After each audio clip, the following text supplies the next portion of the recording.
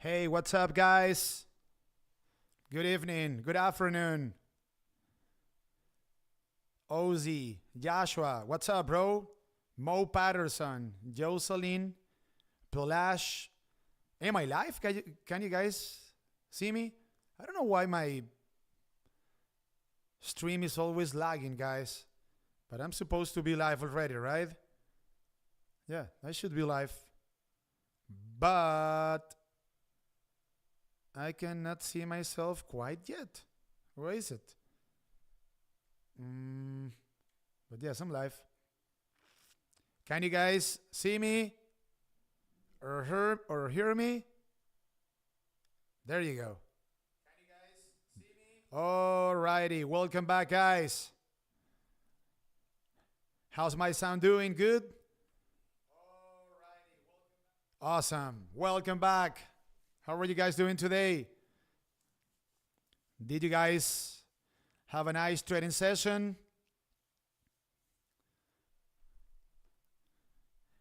TID 15, Jocelyn, Polach, Mo Patterson, Joshua Lackhart, Ozzy Castillo. Welcome back, guys. Thank you very much for joining me. Once again, thank you for watching. Thank you for listening.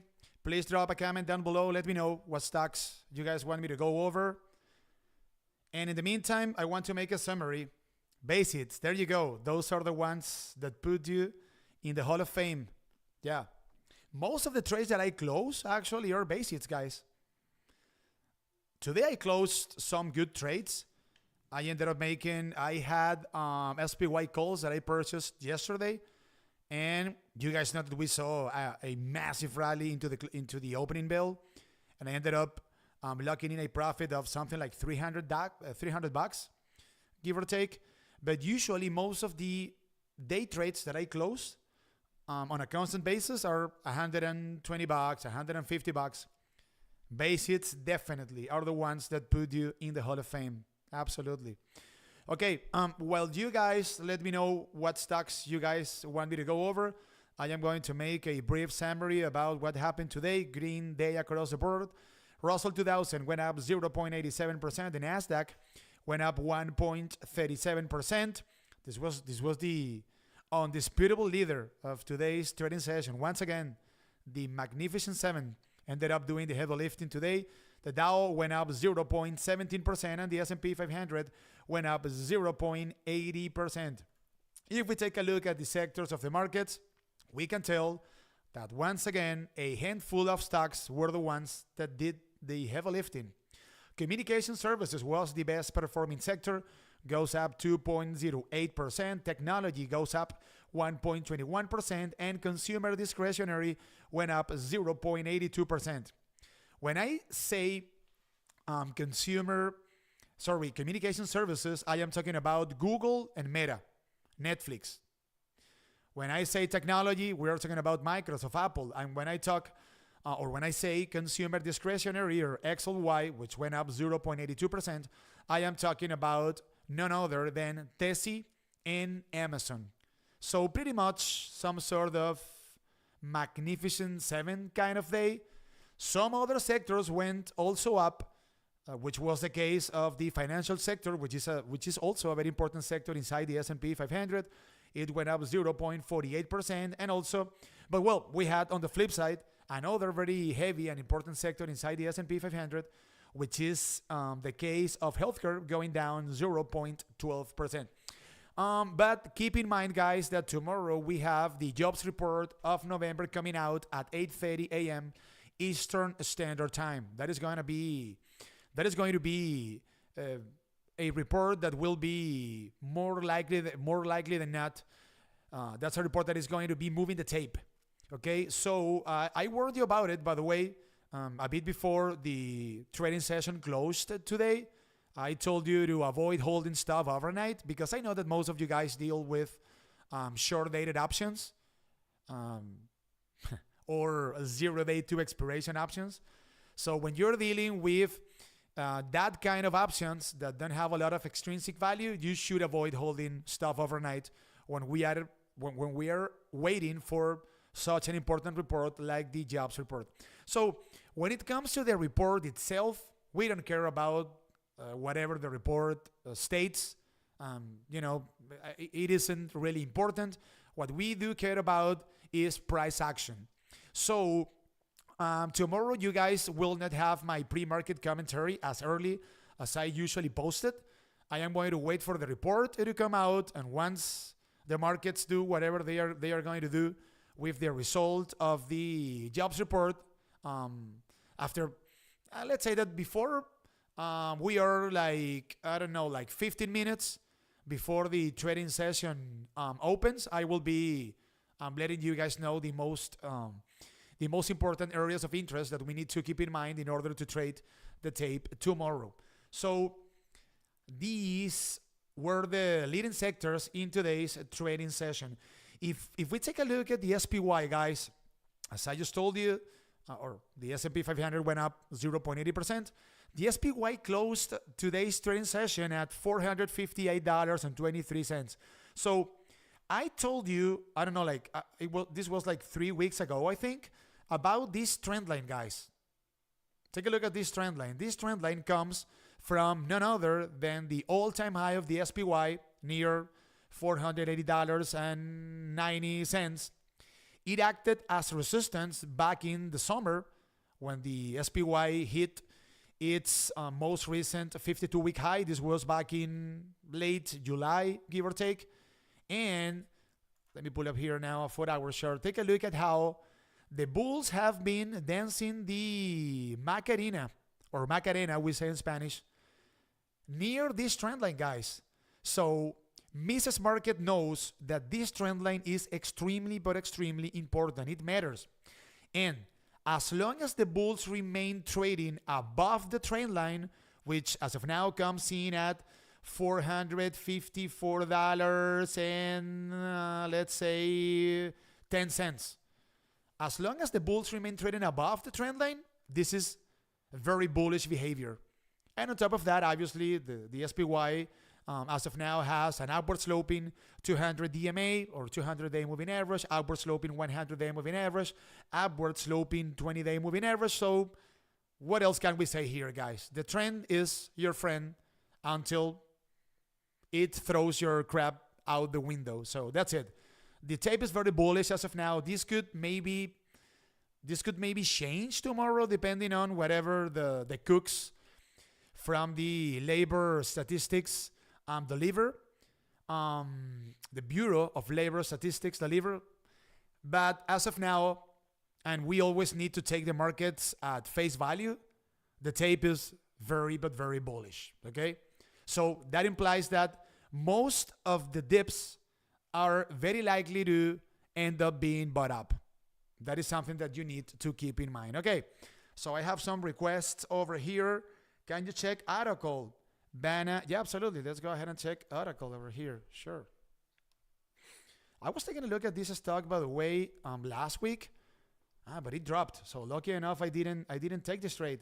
I was thinking, guys, about buying Oracle calls if this stock were able to consolidate above 117 bucks, which didn't occur because 117 bucks has been a very tough spot over here for the bulls. They have failed on multiple occasions. So take a look at this. The bulls the bulls weren't able to burst above 117 bucks, and they ended up pulling back a bit over here. Today they closed. They failed at right at this 100-day moving average, this blue line that you guys can see over here. So what can we do here in the case of Oracle, guys? I would wait, guys, for the bulls in order to show some strength over here by bursting above and consolidate above this 100-day moving average. So I would be this would be the level that I would be paying attention to, 113 bucks above the 100-day moving average. If the bulls can consolidate above that level, we have unfinished business up to this 20-day moving average, which happens to be upward sloping, which implies that it might not be a very tough spot for the bulls in order to take it out. So let's say that we see Oracle consolidating slightly above this 100-day moving average. So let's say that we open a position near $113.40, $113.50, up to $115. This could represent a 1.60% profit trade. So that would be the trade that I would be interested in, the case of Oracle. And there is also a second gap to the upside up to $117, which was the area that I was keeping an eye on last week. So what about the trade, guys? From $113 and being able to burst above the 20-day moving average and filling this gap up to $117, which is a spot in which, as I just told you, the bulls of Oracle have been failing on a constant basis recently. This would be a 3.20% profit trade. Nothing to sneeze at, really. Let me take a look at the market structure of Oracle, guys. You know that this is a tool that I use in order to visualize imbalances between the demand and the supply of any stock. Let me pull up here the information of Oracle. Let me see. There you go. What do we find here? So remember, guys, on top of this chart, you guys can see the demand, and at the bottom, you guys can see the supply. So the demand is pretty much flat, but unstable, we can argue, but way above the supply, which happens to be downward sloping or falling and below average. When I say average, I am talking about this dotted line that you guys can see over here. So we have an imbalance between the demand and the supply that favors the buyers. So this is an encouraging sign in the case of Oracle. So just wait for confirmation by seeing Oracle consolidating above this 100-day moving average, so above $113 approximately. There you go. By the way, I'm curious about Oracle, guys. This is a ticker that I am interested in. Let me pull up here quickly an anchor volume weighted average price. Let me see Oracle. And you guys know that I am 100% improvising over here. So let me see, guys. If I pull up an anchor volume weighted average price from this recent high at $127, get this, guys. Take a look. Take a look. Do you guys think that this is a coincidence? So if I draw an anchor volume weighted average price or an AVWAP from this previous high of Oracle near $127, take a look at the price that I get. $110. So this area is very important, guys. Let me pull up here once again this chart. $110, and let me zoom out here and take a look, guys. So $110 is pretty much a previous area of resistance that acted as such back in early October. So this would be another possibility, guys. It is an important spot because we can visualize that anchor volume weighted average price that comes from this previous high, this one. I think that this might even be a 52-week high. Yeah, it is a 52-week high. So if I draw an AVWAP from the most recent 52-week high of Oracle, I get a price of $110. And $110 happens to be a previous resistance. So if Oracle keeps dropping, you guys can also keep an eye on $110 because this is a price from which Oracle could also be bouncing back up. So I see two potential trades over here. Either consolidating above $113 or maybe paying a visit down to $110. There you go, Oracle. Okay, what other stock do I have over here? I have Path, UiPath, artificial intelligence, guys. Let me take a look at Path. It went up today 0.21% and it closed the trading session at $23.41. I analyzed Path for you guys not long ago, and I told you that this stock had unfinished business at $23. And why? What did I say that? Where did I get that level from? Take a look. $23, guys, happens to be a previous resistance back from May, June, July, and August as well from last year.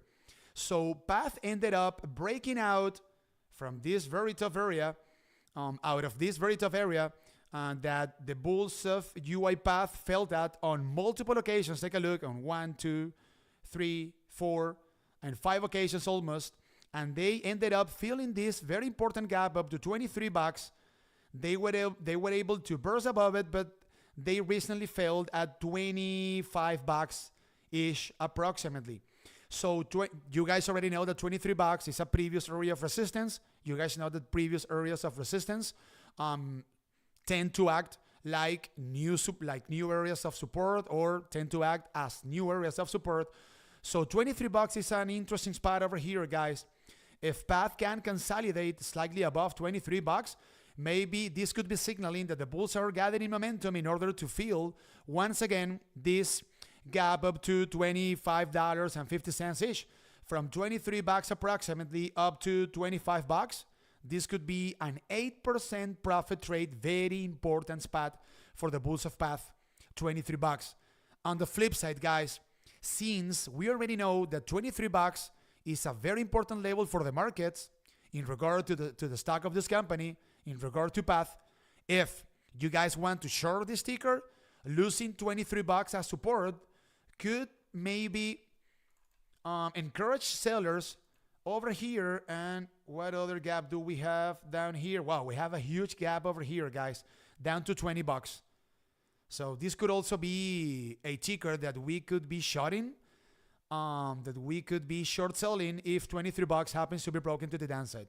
And the bullish scenario would be seeing path consolidating above $23 and maybe filling this gap up to $25.50 once again.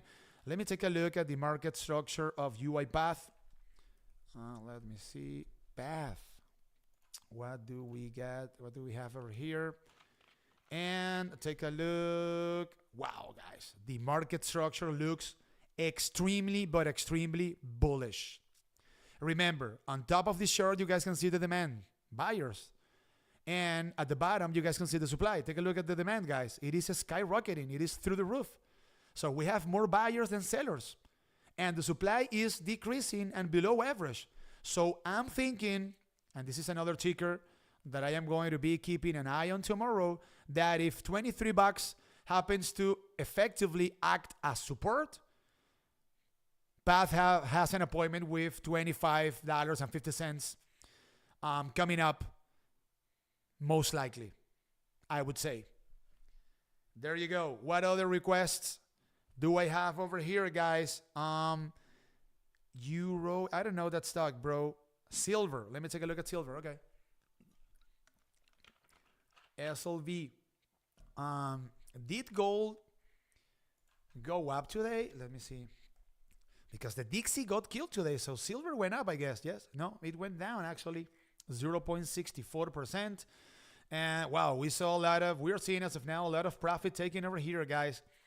So you know that I don't like trading downtrends, and usually, guys, I don't buy calls or I don't start bullish positions on stocks that have a downward sloping 5-day moving average. And that is exactly the case of silver. Take a look. This white line that you guys can see over here is precisely the 5-day moving average. It is downward sloping. That implies that in minor time frames, sellers are starting to step in over here. Sellers are starting to regain control of silver. So in my opinion, this ETF is a no touch below. Sorry about that. There you go. This ETF is a no touch below $22.34. I wouldn't be interested in trading silver below this area because I know that as of now, and as I just told you, sellers are starting to regain control of silver. So for me, in order to go long any stock or any ETF, I need to be kind of sure that that technical chart is under the control of buyers. So a no touch over here, guys. I would only try to trade silver above $22.36. And on top of that, guys, I think that the Dixie went down. The Dixie got killed today, guys, I think. Let me double check on that. Yeah, it went down 0.50%. This is not a good sign, guys. You guys know that precious metals are inversely correlated to the US dollar, to the Dixie, the DXY. And today we had a very bad sign for silver. So the Dixie went down, and that didn't help silver or SLV from a mechanical standpoint. So yeah, that implies that we don't have any relative strength over here. So you guys, you should better wait for buyers to show some strength by bursting above, as I just told you, $22.30 ish approximately. Okay, let me go over some hot stocks that you guys love trading. Let's go over NVDA. Well, you tell me what other stocks you want me to go over. What do you guys think about NVIDIA, guys? Is it going higher? Is it going lower? Are you guys interested in buying this dip? Oh, by the way, AMD went today on an absolute turn, right? It ended up going up like 10%. So, by the way, let me take a look at AMD first. Let's go ahead and take a look at advanced micro devices. It went to take a look at this. My goodness. Jesus Christ. So we had some sort of artificial intelligence event of AMD yesterday. The stock didn't respond very positively yesterday, but today it went on an absolute tear. So AMD went up today 10%, and it closed the trading session at $128.37. And wow, take a look, guys. This is a brand new uptrend. So AMD as of now is trading above all the moving averages. We can see over here an upward sloping 200-day moving average, upward sloping 100-day moving average, upward sloping 20 DMA. The bulls were able to burst above very comfortably the 5 DMA. So I think that this stock can keep going higher, guys. If we see a process of consolidation above 126 bucks, 126 bucks is a previous resistance back from late November, and this is also a previous resistance back from early August. So AMD consolidates and closes candles above 126 bucks. We have unfinished business at 131 bucks. Let's say that we take this, that we can actually take this trade the way that I am describing it over here, from 126 bucks up to $131. This would represent a 4% profit trade. This is another stock that we need to keep an eye on. Let me take a look at the market structure of AMD. And I would also like to take a look at some AVWAPs, anchored volume weighted average price lines. So what is going on over here? The demand doesn't look good, actually. Take a look. The demand is falling, and it is pretty much a bit below the supply. So we don't have a very good looking market structure for AMD, but mind you guys, these charts of the market structure of stocks is updated every 24 hours. So I guess that if I take a look at the market structure of AMD tomorrow, after the stock of this company went up today like 10%, it is going to look different. I'll take a look at it tomorrow, and AMD is going to be it is going to be on the very top of my watch list. Let me take a look at some anchor volume weighted average price lines over here. AVWAPs in the case of AMD. And let me see. Take a look, guys. Very bullish. So everyone is making money over here, guys. I have over here two AVWAPs. One that comes from the all-time high of AMD, which AMD hit back in December of 2021, near 163 bucks. This AVWAP signals as of now 97 bucks. So these market participants are making money out of AMD as of now. And I have another AVWAP that comes from the most recent earnings report of AMD. And over here I have an average price of 113 bucks. Wow, AMD is looking very, but very bullish. This stock is under the absolute control of buyers. So this is another stock to keep an eye on tomorrow, most definitely. Now let me take a look at NVIDIA. Come on, guys. Let me know what stocks you guys want me to go over. Don't be shy. I don't bite. Are you guys falling asleep today? What is going on? Let me know. Okay, NVIDIA goes up today 2.40%, and it closed the trading session at $465.96. Still in an uptrend, even though we have a downward sloping 5-day moving average. We have seen a lot of profit taken over here. But take a look. We have an upward sloping 200-day moving average, upward sloping 100-day moving average, and the bulls actually were able to recapture today and close the trading session above this 5-day moving average.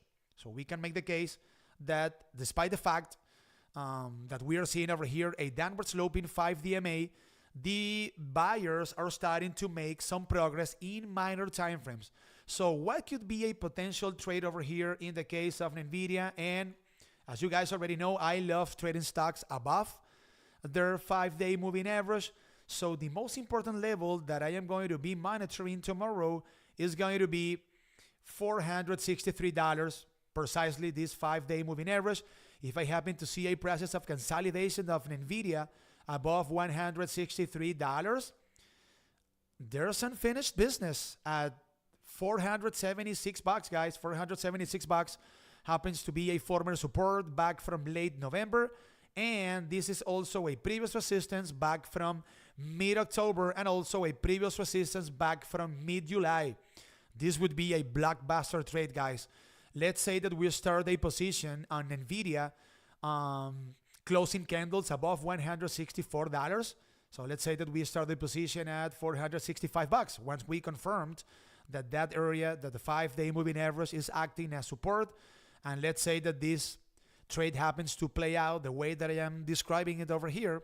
So let's say that NVIDIA makes another push higher and fills this gap up to $476. This could represent, or this would represent, a 2.38% profit trade. And take a look, guys. I always tell you about the 100 DMA. In the case of my chart, in the case of my technical setup, the 100 DMA is this blue line that you guys can see over here. Take a look, guys, at how this moving average is extremely important for the markets. NVIDIA drops like a rock from its most recent all-time high, and the bulls were able to hold on 2 occasions what? This 100-day moving average, and they ended up finally making some sort of acceptable push to the upside. And take a look at this, by the way. I have some interesting AV webs over here. Let me pull up NVIDIA. There you go. NVIDIA Corporation. Take a look, guys. Take a look at this beautiful AV web. Anchored volume weighted average price line. This AV web comes from none other than the most recent all-time high of NVIDIA near $502. And take a look at the level of support that the bulls found support at $454. Exactly at this anchor volume weighted average price that comes from the all-time high of NVIDIA, and that on top of that happens to coincide with the 100-day moving average that I just told you guys about. So this is a critical spot. If any of you, and this would be my trading plan on NVIDIA, let's say that tomorrow, I don't know, guys, you know, the markets don't like the jobs report and the triple Q starts to sell off along with the SPY and whatever. You guys know the deal, right? If NVIDIA happens to pull back and the bulls are unable to hold this support near $454-ish, again, a VWAP that comes from the all-time high of all-time high of NVIDIA, and that on top of that coincides with this 100-day moving average. NVIDIA breaks $453 with the indices collapsing and falling like a rock and stuff like that. I would be a buyer of puts of NVIDIA, no doubt about it. Very important spot for NVIDIA. So on the flip side, we can make the case that as long as the bulls remain trading above $453, there is no reason, there is no really a reason on the table in order to short this ticker. DraftKings, Kelvin Walker, absolutely. Let's go. By the way, I didn't take a look at the market structure of NVIDIA. Let me take a zip of Sprite over here. Let me see. So what is the market structure of NVIDIA looking like? And wow, this is a very poor market structure, guys. Remember, on top of this chart, you guys can see the buyers, and at the bottom, you guys can see the sellers. Supply sellers, demand buyers. The demand is collapsing and the supply is starting to rise. Watch out for that level, guys, 453. If this level is broken to the downside, you bet I am going to be getting NVIDIA puts. Okay, DraftKings. Can you take a look at GameStop? Sure, absolutely. Absolutely. DraftKings, what is going on with DraftKings? DraftKings, okay. Wow, profit taking over here, guys. So DraftKings went down today 1.72%, and it closed the trading session at $35.41. Still in an uptrend, we can make the case. Some sort of profit taken, but we can see over here an upward sloping 200 DMA, upward sloping 100 DMA. The sellers are definitely making a lot of progress in minor time frames because they already broke to the downside this pink line that you guys can see over here, the 20-day moving average, and they also broke to the downside this 5-day moving average, and the 5-day moving average is downward sloping. So yeah, the sellers are making progress over here. I would be careful here, guys, because in minor time frames, I have the sellers letting me know that they are starting to take control of the stock of this company. My trade would be, or I would be waiting for the buyers in order to show strength once again in minor time frames by bursting above this 5-day moving average. So I would like to see DraftKings recapturing $36.80. And if I happen to see DraftKings consolidating above $36.80, let's say, we can round this up, guys, $37. Let's just put it that way. If I happen to see a process of consolidation above $37, that implies that we could see DraftKings potentially being able to make another push to the upside up to a former resistance at let me see, yeah, $39, guys, which is an area in which DraftKings failed at on multiple occasions recently, guys. Take a look on 1, 2, 3, 4, 5, 6, 7, 8, 9 times, on 10 occasions actually. If we were able to take this trade the way that I am describing it over here, starting a position on DraftKings at $37 up to $39, this would represent a 5% profit trade. Nothing to sneeze at.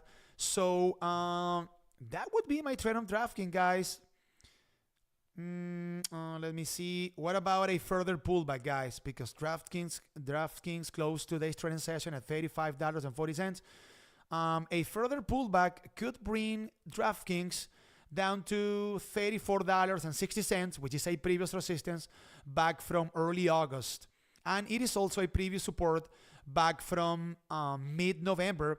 This could also be a potential spot from which DraftKings could be bouncing back up. And remember, guys, an area of support is a support after the fact. So don't try to guess if DraftKings is actually going to be bouncing back up from $34.65.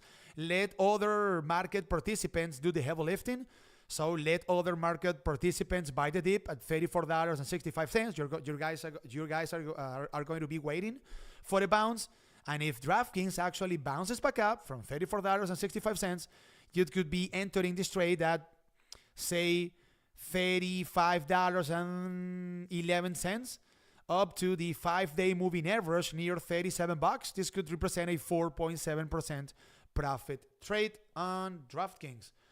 Let me take a look at the market structure of DKNG.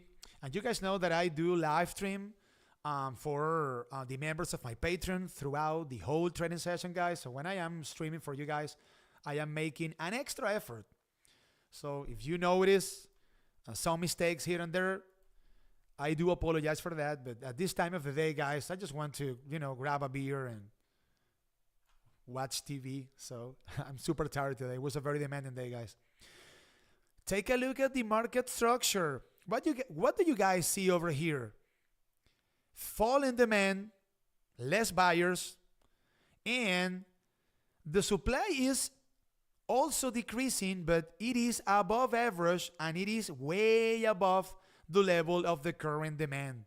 So we can confirm by taking a look at the market structure of DraftKings why we are seeing over here a downward sloping 5-day moving average. So buyers are walking away from DraftKings and sellers are starting to gain control of the stock of this company. So be careful. I wouldn't be an advocate of DraftKings bouncing back up from $34.60, but it would be an area that I would be monitoring. Let's just put it that way. But be careful, guys. My trade on DraftKings would be bursting above $37. Okay, I would like to see. For me, in order to go long this ticker, I would rather see buyers recapturing control of minor time frames. Okay, GameStop, sure. GameStop Corporation. Let me see. Oh, by the way, let me take a look at another AV web, guys. You know that I use a lot anchor value weighted average price lines. So let me take a look at DraftKings. Let me draw an anchor value weighted average price from the most recent high. Let me see. What do we get here? Yeah, those buyers are under the water. So, okay. Not a good sign in minor time frames, but yeah, we will not make a federal case out of it, okay? Just be careful because the demand is falling, okay? Alrighty, TLT, sure. Okay, it keeps going on a tear, guys. But we're still, so this is an uptrend, guys. TLT just made today another a brand new higher high. It is in an uptrend above the 100-day moving average. We have an upward sloping 5-day moving average, upward sloping 20-day moving average. But, however, take a look at this red line over here, guys. This is none other than what, in my opinion, is the most important moving average out there, the 200 DMA. It is downward sloping. So the fact that the 200 DMA is downward sloping makes this new uptrend of TLT kind of guilty until proven innocent. So you have to be aware that you guys have to be aware of the fact that this 200-day moving average, it is downward sloping, and that implies that it is going to be a very but very tough resistance or overhead supply for the bulls of TLT near $98. Be careful there. The push to the upside that we have seen in the case of TLT has been massive. So TLT has gone up since mid-October, 17%. This is a lot, guys. This is an ETF of treasury bonds of 20 years. So this is going to be an interesting one for TLT, no doubt about it.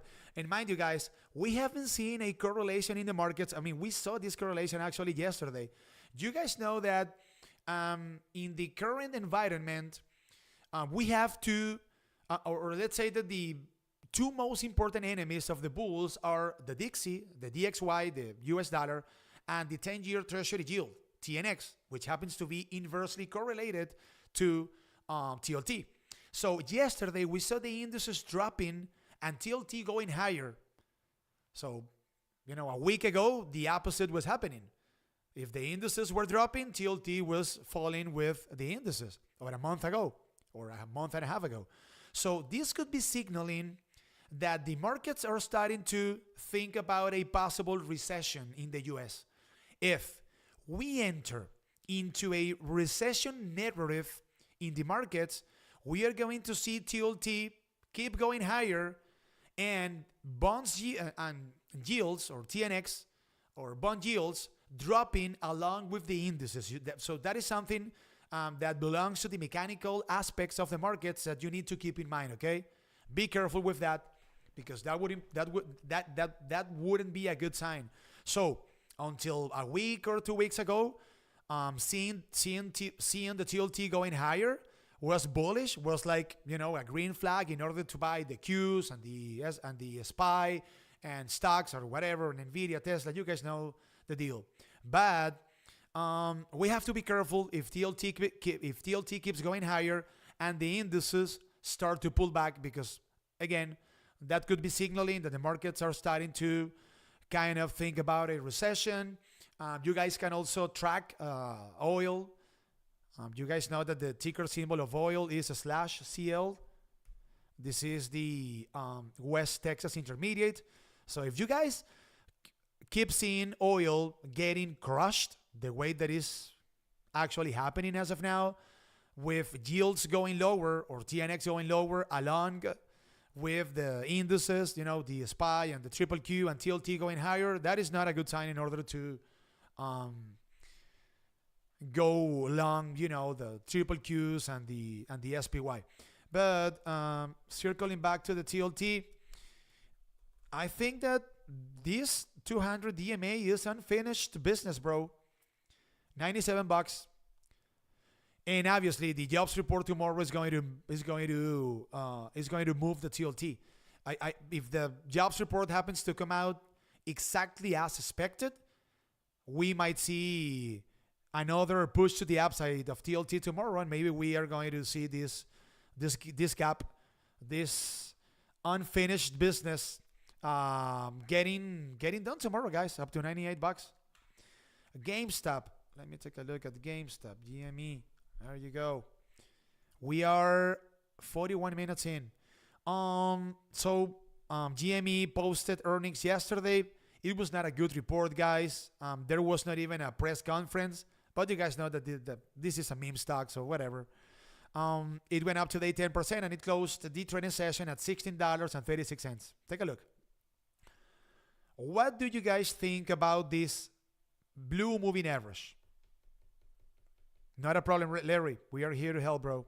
Absolutely. Take a look at this blue line, guys. This is the 100-day moving average. It is downward sloping. That implies that it will probably represent a very tough spot of overhead resistance for the bulls of GameStop. And take a look at how the bulls failed right at this moving average. Back on November 29th, they failed once again on December 4th, and it looks like they are going to make another test of this downward sloping 100-day moving average. When it comes to minor time frames, the 5-day moving average is upward sloping, which is kind of encouraging for the bulls, even though we are seeing over here a major downtrend with a downward sloping 200-day moving average, downward sloping 100-day moving average. So this is an easy one, guys. GameStop tries to burst above this 100-day moving average, and the bulls hadn't able to do it. This could be a potential short. And on the flip side, if the bulls of GameStop can recapture this 100-day moving average and they can close candles above it, so let's say if they can close candles above $16.84, there are two potential gaps over here to the upside. The first one, up to $17.53, and we have another potential gap up to a former resistance at $19. This is a former resistance back from September 28th. That, by the way, happens to pretty much coincide with the 200 DMA near $19.20. So this is an easy one, guys. Above the 100 DMA, I think that this could represent a green flag in order to start a trade on GameStop. And failing at the 100 DMA near $16.60, this could be a short opportunity, in my opinion. And we have an upward sloping 5 DMA, so yeah, we have some buyers have started to show up in the case of GameStop. Let me take a look at the market structure of GME. Let me see. GameStop Corporation. What do we got here? And take a look, guys. This is a very good looking market structure. Take a look at the demand, guys. It is through the roof, and the supply is falling and below average. So watch out here, guys, for another gamma squeeze of GameStop. If the bulls can recapture $16.64 on good volume and momentum. There you go. So another request, guys. We are 44 minutes in. I don't want to, make this streams too long, because you guys know that once I'm done streaming for you guys, I release these streams openly in my YouTube channel. And if the stream is longer than, 50, 55 minutes, so I don't get many views. So I'm trying to be, I don't want the streams to be longer than, 50, 55 minutes. So if you have any other request, tell me right now, or we can call it a day over here, guys, because I'm super tired. It was a very demanding day for me over here. See, please. Citigroup. Sure. Absolutely. It went on a tear yesterday, guys. I don't know on the back of what, but yesterday we had the CEOs of the most important banks of the U.S. testifying in front of the Senate, I think. And I don't know if that was the catalyst for Citi, in order to go up like a lot, guys. Take a look. So Citi has gone up in the most recent 2 trading sessions, 8%. Wow, this is an unusual move to the upside of Citi. This is a very bullish short, guys. Citi went up today 1.34%, and it closed the trading session at $48.50. Guys, this is an uptrend. The bulls are trading above all the moving averages. We can make the case, and a bear would make a case, that the energy that was released in order to make this super amazing push to the upside from $38 was huge, and that the bulls need to, take a rest over here. Where would that rest be potentially being taken if so? What about a retracement down to this upward sloping 5-day moving average, guys? Down to $47.70, $47.50. If Citi retraces down to $47.50, and if we happen to confirm support over there, by the way, this 5-day moving average is also coinciding with a previous resistance back from early December. So Citi could very well be bouncing back up from this area, guys. So I wouldn't chase it here, guys, because certainly this push to the upside that we have seen since late October is a bit overextended. But I would wait.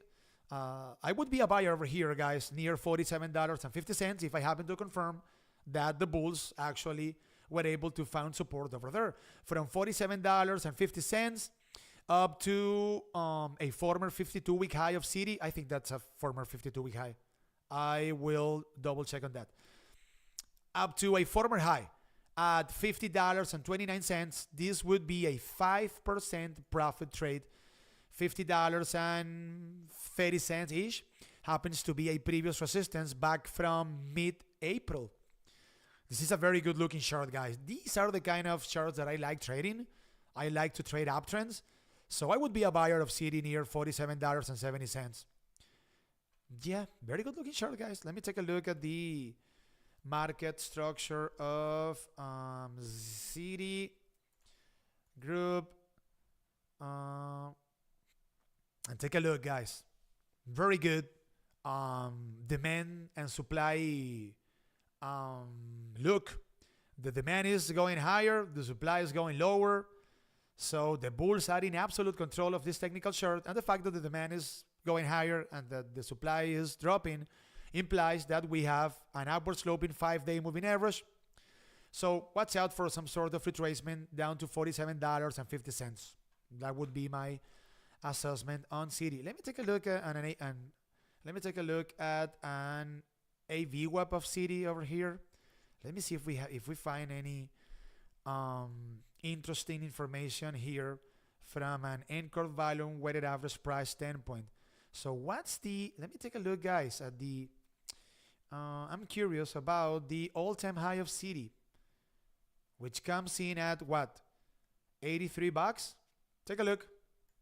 This could be unfinished business, guys. So if I display an anchor volume weighted average price from the all-time high of Citi near $82, I get a price of $54. This could be the final destination of Citi. What does this AVWAP imply? That we have a lot of buyers, guys, that are trapped at $54. So if Citi keeps going higher, maybe we're going to see most of the people that have been, averaging down on their Citi positions since January of 2022, finally breaking even and, saying like, you know what, I have been holding a huge bag over here for something like almost, I don't know, like 2 years. Yeah, almost 2 years.